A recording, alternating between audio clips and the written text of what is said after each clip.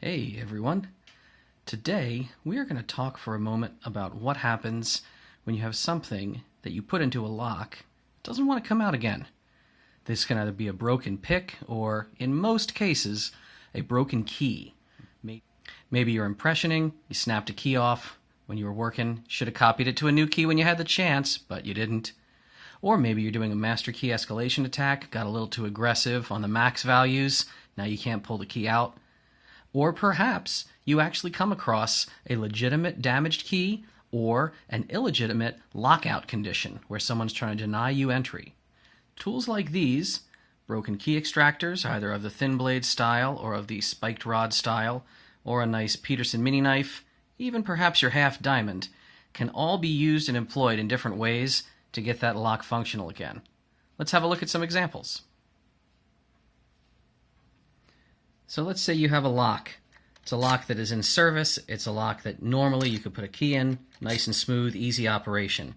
But somebody does something foolish, winds up snapping a key off.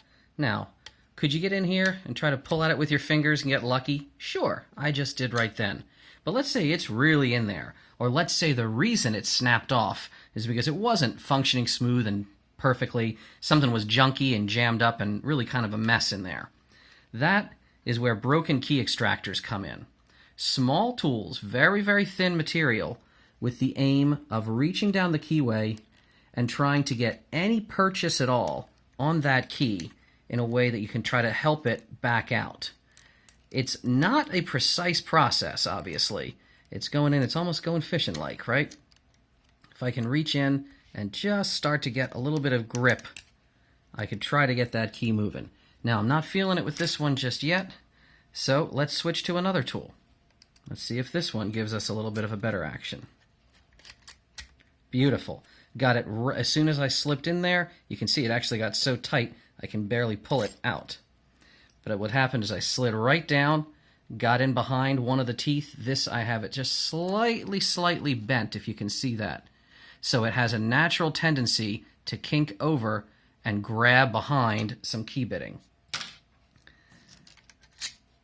Sometimes the long spurred rods, people really swear by these. You can see they have a very, very pronounced backwards facing set of burrs, and the tiny one does as well. And in certain situations, if you can't fit in with a long blade, you can sometimes work these. I've even seen what are called spiralizers, where you have to twist them in and then rip back out.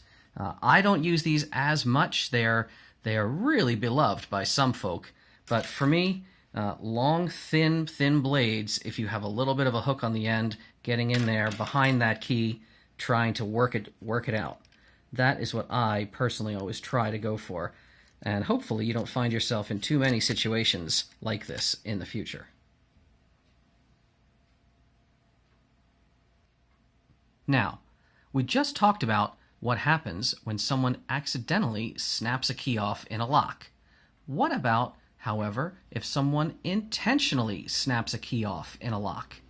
This right here is actually known as a killer key. It is designed to not want to ever come out of a lock. And you can see it even comes from the factory with a score mark right across the blade to facilitate easy breakage of the bow. The idea being, if I push this down in the keyway and then I break her over, this does not want to come out in the least. And if I try to get in there with conventional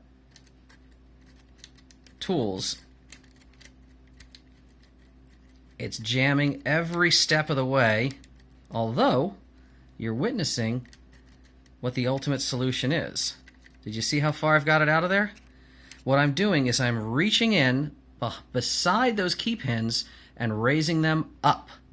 I can even do that with something like a Peterson mini knife most of the time. You may not have key extractors on you, but many of you keep a Peterson mini knife around for decoding purposes and other attacks against bypassable locks. This will have the same effect, and we're seeing that play out.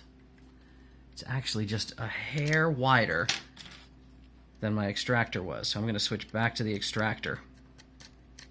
Again, lift up on those key pins, and there we go. So even a absolute monster of a key here, this intentional damage device. This is not something you ever want to see someone use. This is used by kind of an unscrupulous landlord or somebody who just wants to basically vandalize the lock. However, if you have thin enough tools on you and you know what you're reaching for, you can get it out of there, set things right again. Good luck. But the most appropriate way of doing a lockout situation, if you don't want someone to access the internals of their lock or use a key, is actually to use something like this. This is not as inelegant and clumsy as a killer key. This is known as a disabling key. The idea being, much like a killer key, if I slide this down the keyway, obviously it's going to hook badly behind the key pins and not come out. If I do that, sure enough, somebody else comes along with legitimate key, they're not getting that in there anywhere. But if you ever come across a lock that has a very pronounced and very clear shaped nub on the bottom, be aware that is simply the bottom half of a disabling key, and easily removed with the top half, sliding in to lift those key pins out of the way and pull it out together. Now, that's all well and good if you have the top half. What if you don't? What if you come along and you just find yourself facing one of these? Well, remember, the rest of that keyway is mighty clear. It's pretty open. You could absolutely try to get in there with a half diamond, find the remaining key pins, lift them up, and start backing that tip out. So these are going to stymie someone who doesn't know what they are.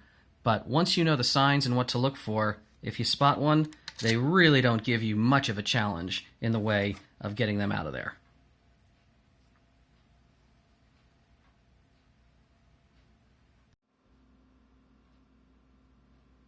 All right, thanks for watching, everyone. Hope you enjoyed that.